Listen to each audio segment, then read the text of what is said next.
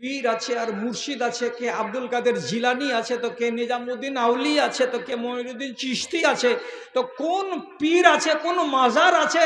কেউ তোমাকে ছেলেও দিবে না, কেউ তোমাকে পরীক্ষাতে পাশও করাবে না, কেউ তোমাকে মুসিবত থেকে উদ্ধারও করবে না। সমস্ত এগুলো রিশতাকে তুমি ছিন্ন করো, আর একমাত্র আমার সঙ্গে তুমি রিশতা লাগাও। দেখো তোমার কাজ হচ্ছে কিনা, দেখো যে তোমার কাজ হয় কিনা।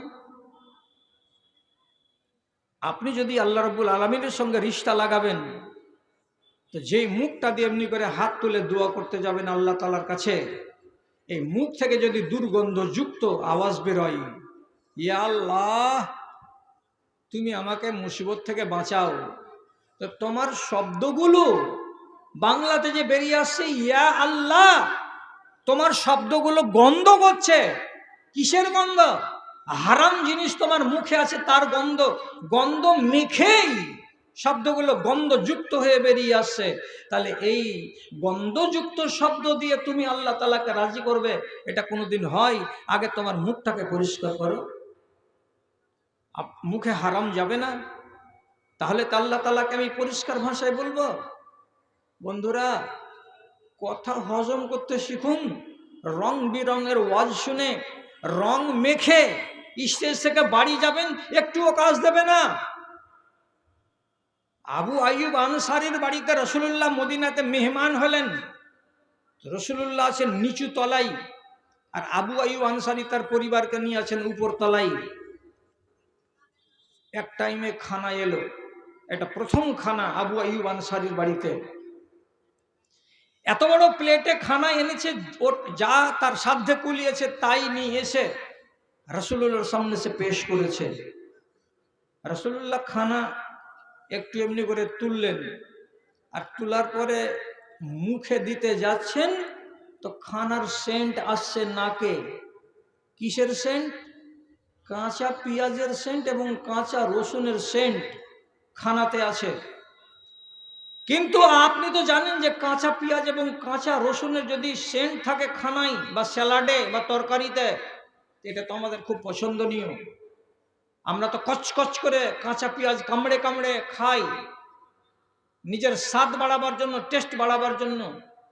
তা রাসূলুল্লাহ তো সাদর আগ্রহে খানাটাকে সেদিন সেবন করতেন, কিন্তু তা না করে তিনি প্লেটটাকে ভদ্রভাবে ঠেলে দিলেন, আর দেওয়ার পরে বলছেন আবু আইয়ুব আনসারীকে, ইজহাবু বিহি লাস্তু আকেলহু, এটা নিয়ে যাও আবু আইয়ুব, আমি এই খানা খাবো না।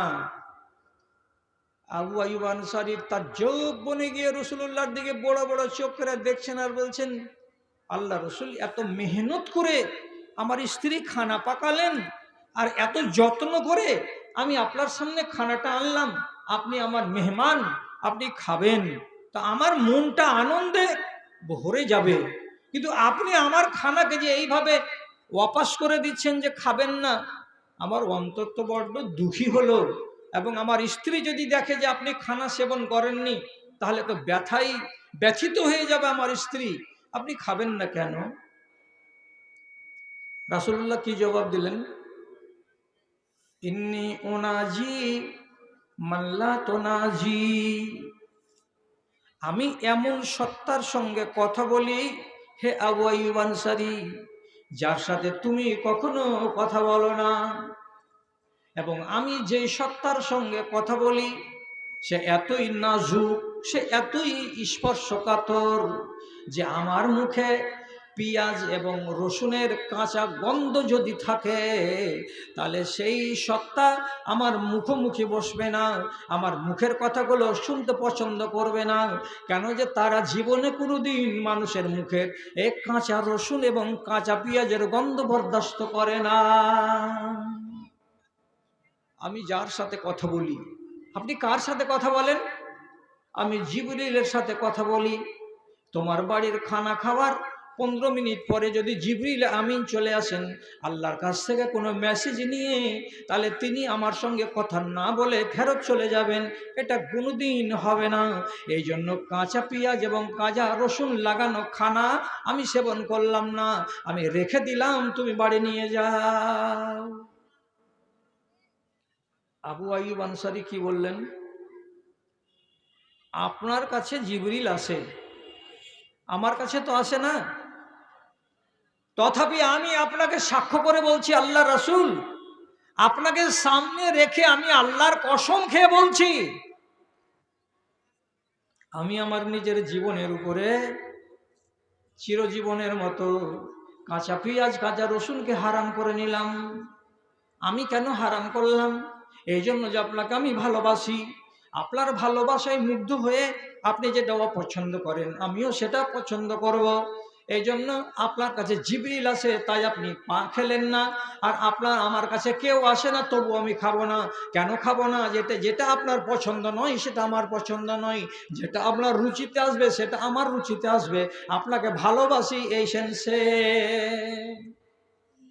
তাহলে আজ এই সমাজের লোকগুলোকে আমি বলতে চাইছি যে রাসূল যদি কাঁচা পেঁয়াজ আর কাঁচা রসুনের মুখ নিয়ে তিনি জিবরিলের সঙ্গে কথা বলতে দ্বিধা এবং সংকোচ বোধ করেছেন, আপনি যেই মুখ দিয়ে ইহদিনাস সিরাতাল মুস্তাকিম বলে নামাজে দাঁড়িয়ে আল্লাহর কাছে হিদায়েত চাইবেন, আপনি নিজের মুখের দুর্গন্ধটাকে সারতে পেরেছেন? পারেননি, পারবেন না। যতদিন পর্যন্ত একে ছেড়ে না দেবেন ততদিন পর্যন্ত এই দুর্গন্ধ মুখ থেকে আপনি ব্রাশ করেও সারাতে পারবেন না। কেন? বাংলাদেশ থেকে একটা লোক ওয়াজে বলছে, তো লোকটাকে আমার চুমু খাওয়ার ইচ্ছা করছে, চুমু খাওয়ার, কিন্তু দূরের লোক তো চুমু খেতে পারছি না। ওই লোকটা এক সুরে 5টা 6টা কথা বলেছে। কি কথা বলেছে? যারা বিড়ি খায় তাদের মুখ দিয়ে গন্ধ, নাক দিয়ে গন্ধ, জামা দিয়ে গন্ধ, থালা দিয়ে গন্ধ, বাসন দিয়ে গন্ধ, ওর বিবির কাছে যেতে গেলে ওর গায়ে গন্ধ, সবই দিয়ে গন্ধ গন্ধ গন্ধ। তো তাহলে একটা বিড়ি খাওয়া মানুষের যদি গন্ধ এত দূর সম্প্রসারিত হয়, তাহলে আপনি যে সমস্ত হারাম সেবন করছেন সেগুলো কত দূর সম্প্রসারিত হচ্ছে। আপনি দোয়া করতে লাগলেন একটা কথা বলে, তো দোয়া কবুল হলো না, তার কারণ পিছনে কি ছিল? কি বললাম আপনাকে গোড়াতে? আপনি নিজের আগে পোশাকটাকে ঠিক করেন, আপনি পেটে যেটা খোরাক খেয়েছেন সে খোরাকটাকে আগে ঠিক করেন, আপনি আপনার মুখখানাকে আগে ঠিক করেন, তারপরে দেখেন যে আল্লাহ তাআলা আপনার দোয়া কবুল করেন কি করেন না। সহিহ হাদিসে লেখা আছে, একটা লোক 1,00,000 টাকা খরচ করে এখান থেকে সাদা কাপড় 1 জোড়া, একটা পরবে নিচে আর একটা গায়ে দেবে, দুটোই সেলাইবিহীন। এই এক জোড়া কাপড় গায়ে দিয়ে কলকাতা দমদম এয়ারপোর্টে ইহরাম বাঁধল। কি বলে? লব্বাইক আল্লাহুম্মা লব্বাইক লা শারীকা লাক লব্বাইক ইন্নাল হামদা ওয়ান নি'মাতা লাক ওয়াল মুলকু লা শারীকা লাক। আল্লাহ আমি হাজির, তোমার দরবারে আমি হাজির, তুমি ছাড়া আর কেউ নেই, তোমার শরীক কেউ নেই, আমি তোমার যাবতীয় প্রশংসা গাই। আল্লাহ তাআলাকে বলছি, তো যে কোনো মানুষ উমরা করতে গেলে, হজ করতে গেলে, যতক্ষণ পর্যন্ত কাবা ঘরকে, এই কালো ঘরকে 2 চোখ দিয়ে দেখে না নিবে ততক্ষণ পর্যন্ত এই দুয়াটা চালিয়ে যেতেই হবে, সারা রাস্তা সারা রাস্তা সারা রাস্তা। লব্বাইক আল্লাহুম্মা লব্বাইক লব্বাইক লা শারীকা লাকা লব্বাইক ইন্নাল হামদা ওয়ান নি'মাতা লাকা ওয়াল মুলকু লা শারীকা লাকা। তাহলে রাসূলুল্লাহ বলছেন, একটা লোক ধরে নেন পশ্চিমবাংলার মুর্শিদাবাদ জেলা থেকে, মুর্শিদাবাদ জেলাকে বাদ দিয়ে দেন, মালদা জেলা থেকে, চাচল থানার অন্তর্গত শামসি গ্রাম থেকে একটা লোক হজে গেছে। এইবারও জেদ্দা এয়ারপোর্টে নেমেছে, আর ওখান থেকে নেমে ওই কথা বলতেই আছে, লব্বাইক আল্লাহুম্মা লব্বাইক লব্বাইক লা শারীকা লাকা লব্বাইক। এই লোকটাকে আসমান থেকে আল্লাহ তাআলা আওয়াজ দিয়ে বলছেন, আওয়াজটা বেচারি শুনতে পায় না, কিন্তু পরে রেজাল্টটা যখন দাঁড়াবে তখন সে বুঝতে পারবে। তো আগেই ওকে রেজাল্ট শুনিয়ে দেওয়া হলো, তো ওকে আল্লাহ তাআলা জবাব দিয়ে বলছেন, মালবাসুকা হারামুন মাতামুকা হারামুন আন্না ইউস্তাজাবু লাকা। ও মুজিবুর রহমান, মালদা জেলার শামসি গ্রাম থেকে 1,00,000 টাকা খরচ করে প্লেনে চেপে জেদ্দায় নেমে কাবার দিকে চলেছ, আর মুখে মুখে বলছো লব্বাইক আল্লাহুম্মা লব্বাইক, আল্লাহ আমি তোমার দরবারে হাজির, তোমার সেবায় আমি হাজির। আমি আল্লাহ তোমাকে আসমান থেকে জবাব দিয়ে বলছি, লা লাব্বাইক ওয়ালা সাদাইক, আমি তোমার জন্য হাজির নই, আমি তোমাকে ওয়েলকাম জানাতে পারছি না। বান্দা, তুমি যেভাবে এসেছো একাই একাই সেভাবে তুমি ফেরত চলে যাও, তোমার জন্য আমি হাজির নই। যদিও তুমি মুখে চিৎকার করছো যে আমি হাজির, আমি হাজির, তুমি হাজির হয়েছো, কিন্তু আমি তোমার কাছে হরগিজ হরগিজ হাজির হব না। কেন কেন হবে না আল্লাহ? তখন এর জবাবটা আসছে, কারণটা আসছে, কি বলে?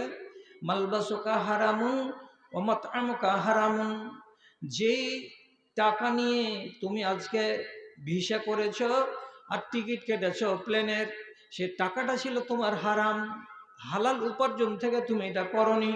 এবং তোমার গায়ে যে এহরামের কাপড় ছাপা আছে, সেই এহরামটা যে কিনেছিলে সে টাকাটা ছিল তোমার হারামের টাকা। কাজে তোমার গায়ে যেটা পোশাক আছে সেটা হারামের টাকার পোশাক, এবং তোমার পেটে যেগুলো রুজি আছে, খানা পানি আছে, সেগুলো তুমি খেয়েছো হারাম টাকার উপার্জন করা। অতএব যার পেটে হারাম রুজি থাকবে আর যার গায়ে হারাম পোশাক থাকবে, এমন মানুষেরা কেঁদে কেঁদে কেঁদে কেঁদে চিৎকার করে করে ফানা হয়ে যাবে, শেষ হয়ে যাবে, তথাপি ওই মানুষের ডাকে জীবনে সাড়া দেওয়া হবে না। যাও, নিজেকে আগে ঠিক করো। তাহলে ভাই, আপনি যে এইখানে বলছেন যে আমি দোয়া করলাম, কিন্তু আল্লাহ তাআলা আমার দোয়া কবুল করলেন না, কবুল কেন করবেন না? আল্লাহ তাআলা সূরা বাকারার ভেতরে সাফ করে বলছেন, উজিবু দাওয়াতা দায়ে ইজা দাআনে, যখন কোনো মানুষ আমাকে ডাকবে, তো ডাকার কালে আমি ওই মানুষটার ডাকে সাড়া দেব যদি তার ভেতরে দুটো জিনিস থাকে। কি দুটো জিনিস?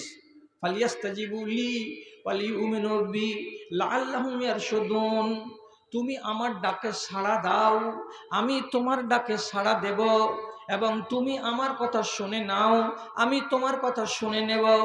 দাদারে আমার, মাত্র 10 মিনিট আগে আপনাকে এই কথাটা বলেছিলাম।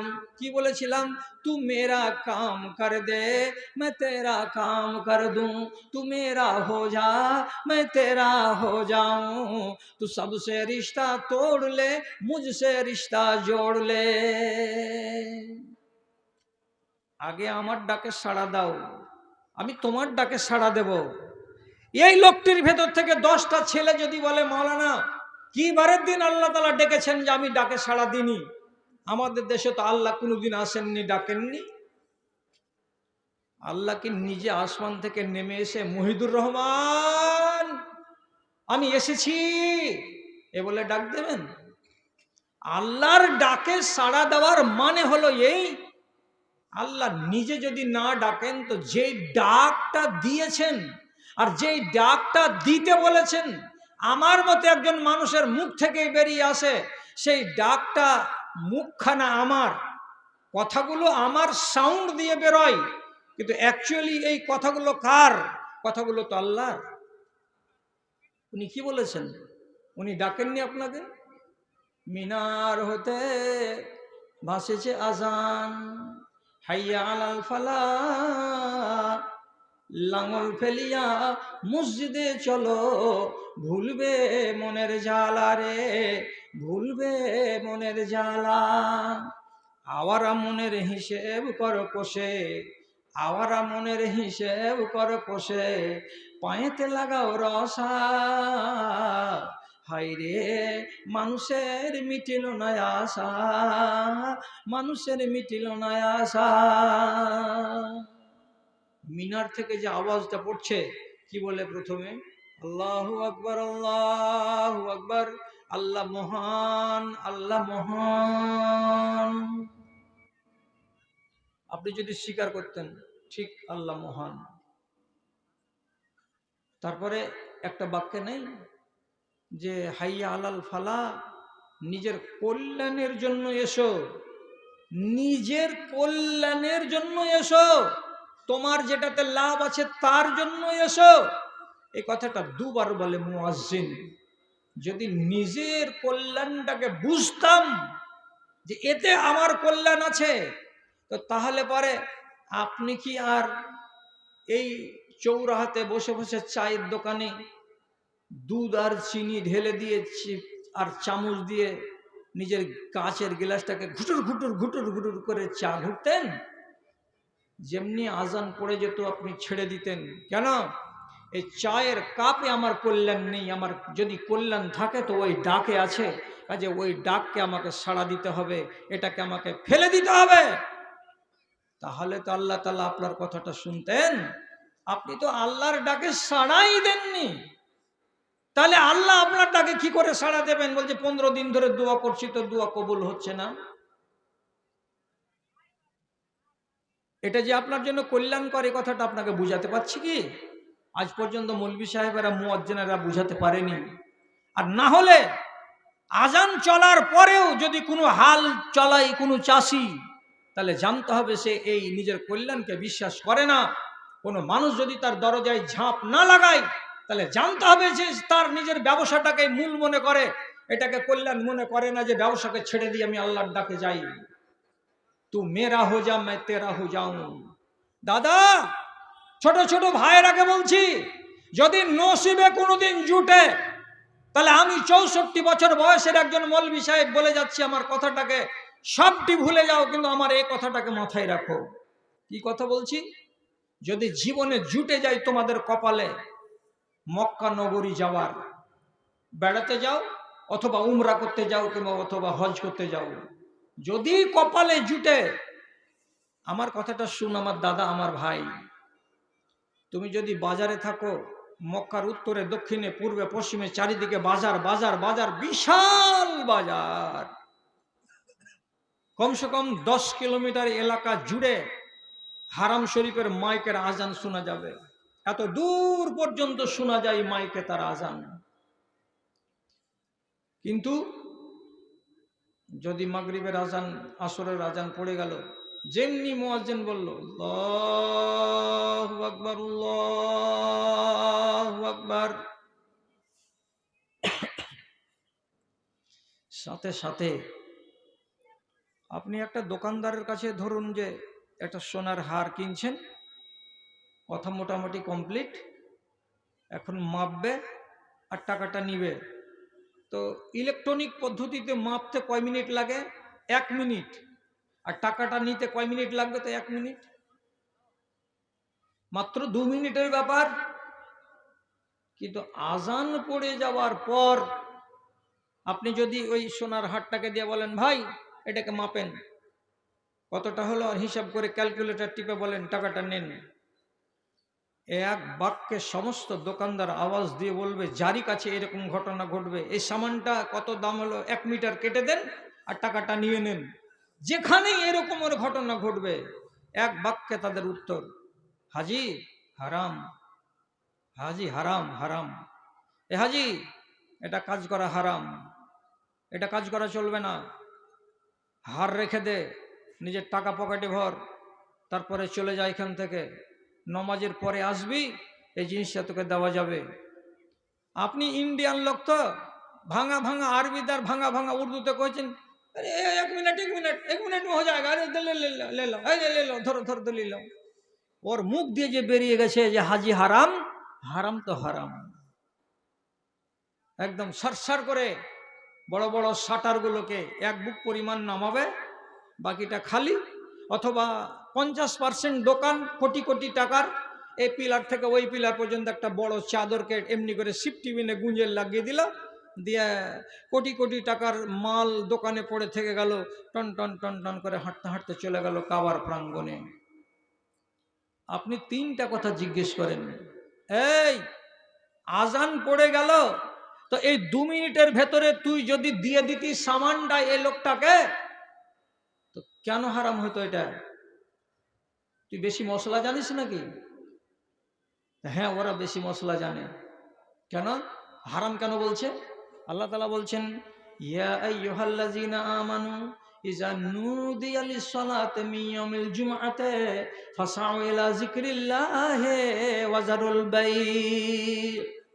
হে মুসলমানেরা, তোমরা বিশেষভাবে জুমার দিনে ব্যবসা বেশি করো, করো করো ব্যবসা করো, কিন্তু যেমনি তোমাদের কানে আজান পড়ে যাবে সঙ্গে সঙ্গে তোমরা ব্যবসার মালকে ওইখানে রেখে দাও, ফেলে দাও, দিয়ে আল্লাহর মসজিদে দৌড়ে এসো।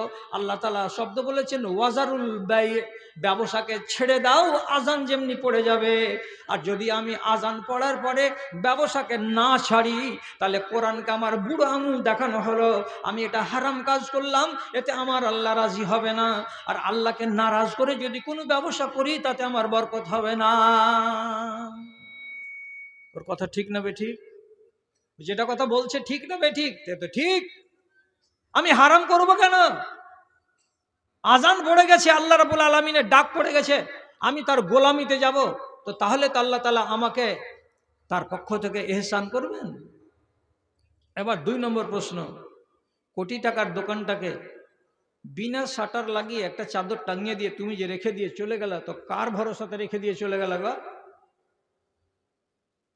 একবার আমাদের ধুলিয়ান ডাক বাংলার একটা দোকানগুলো, 4-5টা দোকানগুলোকে এরকম করে খুলে রেখে দিয়ে জুমা পড়তে যাও তো দেখি, কত বড় সাহস আছে তোমার? আরে দিনের কথা, আর একটা দুটা নয়, 10টা 20টা দোকানের কথা। রাত কি আর দিন কি সব সমান? আর ভারতবর্ষের মাটিতে সমান নয়। শাটারকে এমন করে এমন মেশিন দিয়ে রাত্রিকালে কেটে দিচ্ছে, আর তালাগুলোকে খুলে দিচ্ছে আজব আজব যন্ত্র দিয়ে, আর দিয়ে টাকা পয়সাকে লুট করে নিয়ে চলে যাচ্ছে 12টায় 1টায়, আর ওখানে তালা সমূলে পড়ে না।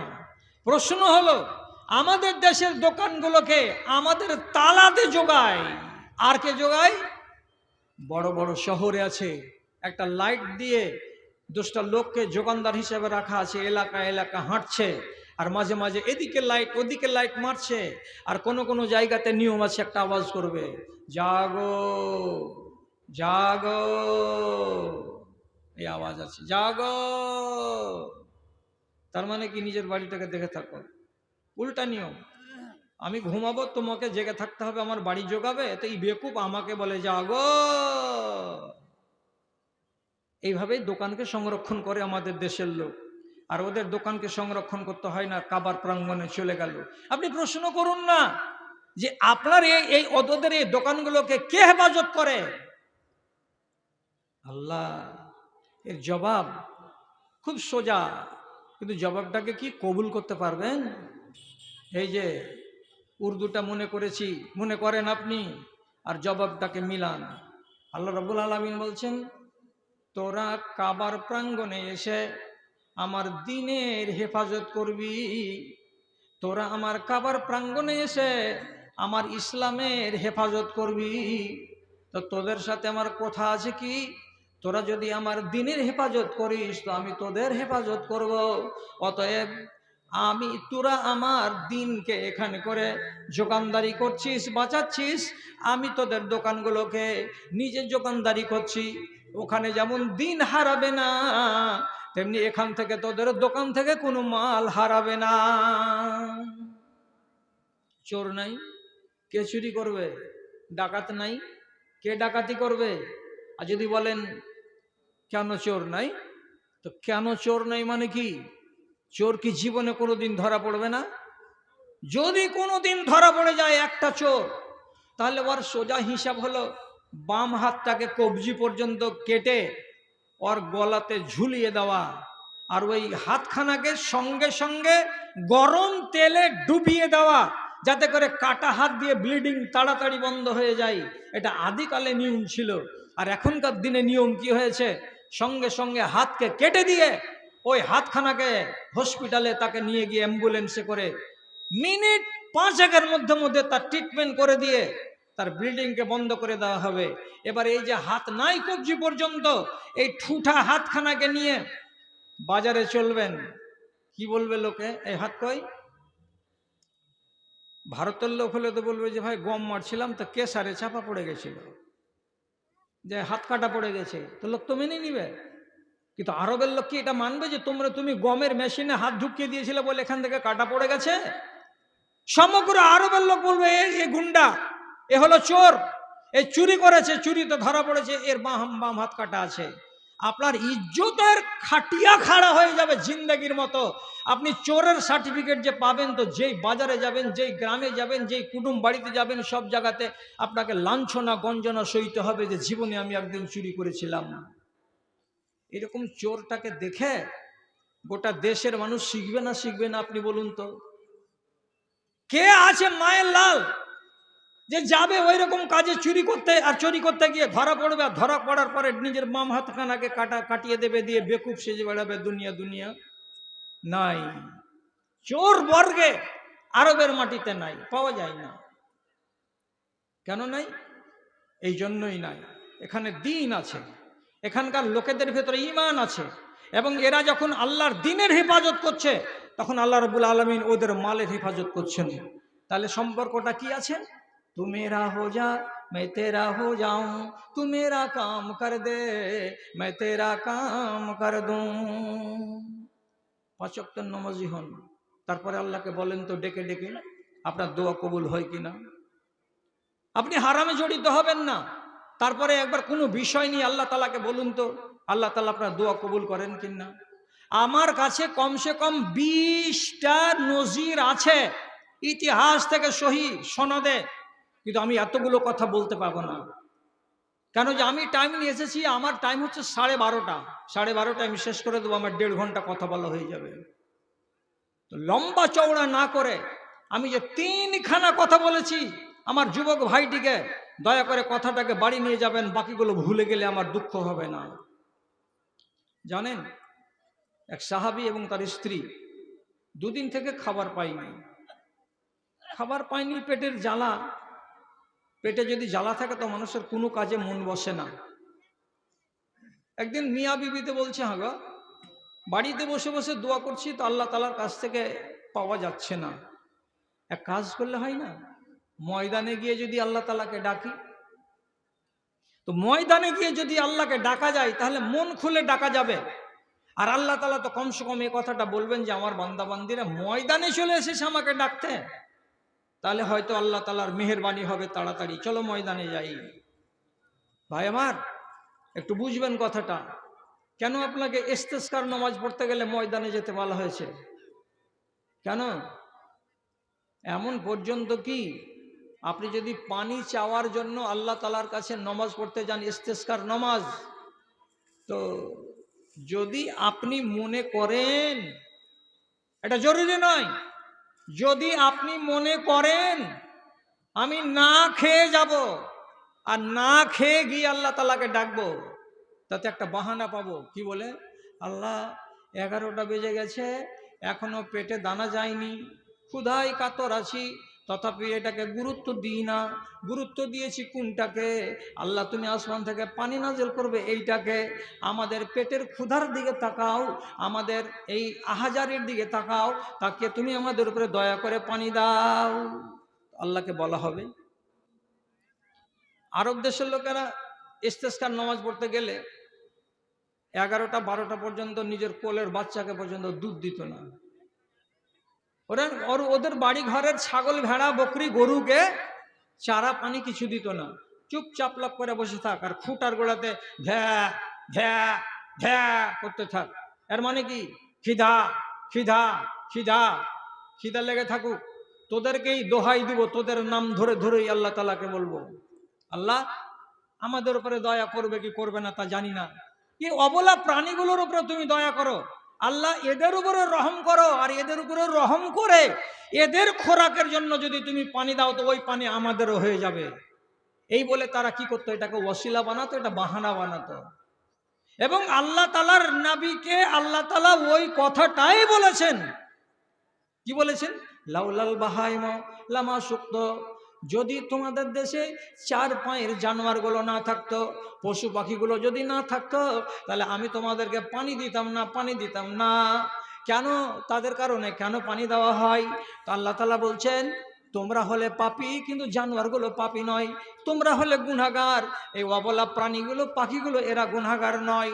এরা যখন কাঁদে নিজের ভাষায়, এরা যখন আমার দিকে মুখ চেয়ে তাকায় আর আওয়াজ করে করে বলে পানি দাও পানি দাও, তখন আমি তোমাদের উপরে যদি দয়া নাও বা করি, তো ওই জানোয়ারগুলোর উপরে আমার দয়া হয়ে যায়, আর ওদের দিকে দেখে আমি বৃষ্টি নাজেল করি।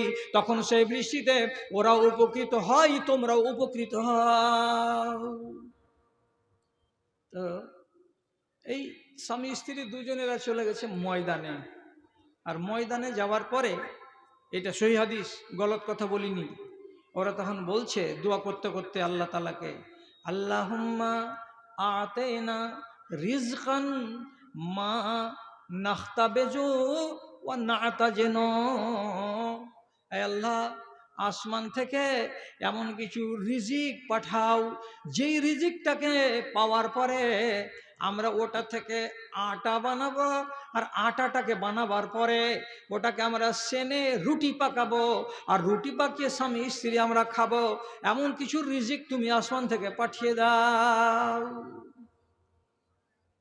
যদি জব আল্লাহ তাআলার ব্যবস্থা করেন, তাও আটা করতে হবে। গম যদি পাঠান, তো তাও আমাকে আটা করতে হবে। দানা যেটাই আল্লাহ তাআলা দিবেন। আরবের লোক তখন ভাতের প্রথা তাদের কাছে ছিল না, ছাতু আর রুটি আর মাংস, এটাই হলো তাদের মেন। তো শব্দটা বলছি, আল্লাহ রুটি পাকাবো, পাকিয়ে খাবো, আল্লাহ তুমি কিছু রিজিক দাও আসমান থেকে। দোয়া হলো, বাড়ি চলে এলো। এবার আপনি তার ইমানের দিকে লেহাজ করুন এবং লক্ষ্য করে ভাবুন আর বলুন কি। বাড়ি এসেছে স্ত্রীটা আগে, পুরুষটা এসেছে পরে। স্ত্রীটা বাড়ি আসার পরে নিজের ঘরের ভিতরে, যে ঘরটাতে তাদের চাক্কি ছিল অর্থাৎ জাঁতাটা আওয়াজ করছে। জাঁতা আওয়াজ করা শুনে মহিলা এক পা দু পা করে ঘরের ভিতরে গিয়ে যদি দেখছে, তো সুবহানাল্লাহ, জাঁতার চারিদিকে চাক্কি বোঝ হয়ে আটা। ওই মহিলা কিছু আটা নিলেন, আর নেওয়ার পরে আটাটাকে সেনে রুটি পাকাচ্ছেন। আর এইরকম মুহূর্তেই পুরুষটা বাড়ি এলো। আসার পরে ডিউঢিতে পা দিয়ে আওয়াজ করে বলছে, হাল রুজিকনা শাইয়ান। আমিনার মা, কিছু রিজিক আল্লাহ তাআলার কাছ থেকে এসেছে না? এখনো আল্লাহ রাব্বুল আলামিন কোনো ব্যবস্থা করেননি? তো জিজ্ঞাসা হতেই পারে, কেন যে মিয়া বিবি আমরা মাঠে দোয়া করে এসেছি। তো স্ত্রী বলছে, আলহামদুলিল্লাহ, আল্লাহ তাআলা রিজিকের ব্যবস্থা করে দিয়েছেন। ঠিক আছে। তো জিজ্ঞাসা তো করবে স্বামী আনন্দের জ্বালাই, হ্যাঁ গো, আটাটা কে দিল গো? কোন আল্লাহর নেক বান্দা দিয়ে গেছে নাকি? না এই আমাদের বাড়ির ছাদ দিয়ে নিচে নাজিল হয়েছে নাকি? কোথা থেকে পেলা, কেমন করে পেলা? তো স্ত্রী খুব মিঠা ভাষাতে বলছে, ওই ঘরের ভেতরে যাও, যাওয়ার পরে দেখো আটাটা কোনখান থেকে এসেছে আমার কাছে। ঘরের ভেতরে যদি স্বামী যাচ্ছেন, তো দেখতে পাচ্ছেন জাঁতাটা ঘুরছে নিজের মনে মনে, আর জাঁতার চারিদিকে আটাগুলো উতলিয়ে উতলিয়ে পড়ছে। দেখা মাত্রই আচম্বিত হয়ে গিয়ে লোকটা বলছে, হে আল্লাহ রাব্বুল আলামিন, এ কোন তামাশা? জাঁতাটাকে ঘোরাবার জন্য বাড়িতে তো বৌমা নাই, আমার স্ত্রীও ঘুরাই না, তাহলে জাঁতাটা ঘুরছে কি করে আর কেমন করে? আর এখানে কোনখান থেকে জব দেওয়া হচ্ছে, কোনখান থেকে গম দেওয়া হচ্ছে, যে চারিদিকে আটাগুলো উতলে উতলে পড়ছে। এইবার মানুষের বুদ্ধি তো দেখলো, দেখে তাজ্জব হলো মনটাতে, আল্লাহর প্রতি অগাধ বিশ্বাসও হলো, কিন্তু মনের ভেতরে একটা সুরসুরি তৈরি হলো কি, হ্যাঁ এই আটা কোনখান দিয়ে বাহির হচ্ছে, আর কোনখান দিয়ে এতে গম ঢুকছে যে এইভাবে জাতা ঘুরছে আর আটা বের হচ্ছে। তুই খেপা করলে কি, জাঁতার কিল্লাটাকে এমনি করে একবার ধরে নিল, আর নিয়ে চাক্কিটাকে উপর দিকে উঠিয়ে দেখলো যে কোনখান দিয়ে আটা আসছে আর কেমন করে এর ভেতরে গম ঢুকছে আর কি করে আটাগুলো তৈরি হচ্ছে। কিছু বুঝতে পারলো না, তো আবার চাকিটাকে রেখে দিল যে জায়গাতে ছিল সে জায়গায়। আর দেওয়ার পরে একটু দূরে সরে দাঁড়িয়ে আছে, তো চাকরি আর ঘুরে না, চাকরি দাঁড়িয়ে গেছে। কপালে হাত দিয়ে বলছে, আল্লাহ, এতে হাত দেওয়াটাই ভুল হয়ে গেল। এতক্ষণ ঘুরছিল, চাকরিটাতে হাত দিলাম, তো চাকরিটা আবার বন্ধ হয়ে গেল।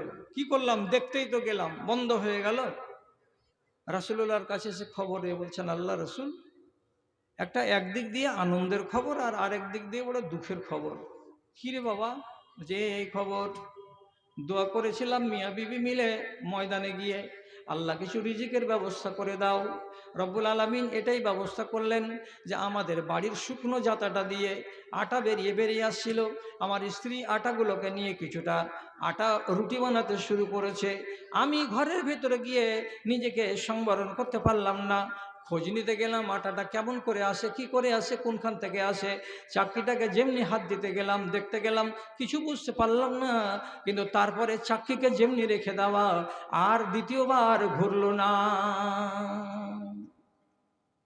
রাসূলুল্লাহ মিঠা ভাষাতে বললেন, মিঠা ভাষাতে বললেন, এই খ্যাপা লোকটা যদি চাকরিটাতে হাত না লাগাতো, এই পাগল লোকটা চাকরিটাকে ধরে উঠিয়ে যদি দেখতে না যেত, তো নবীজি বলছেন লা ইয়াদুরু ইলা ইয়াউমিল কিয়ামতে,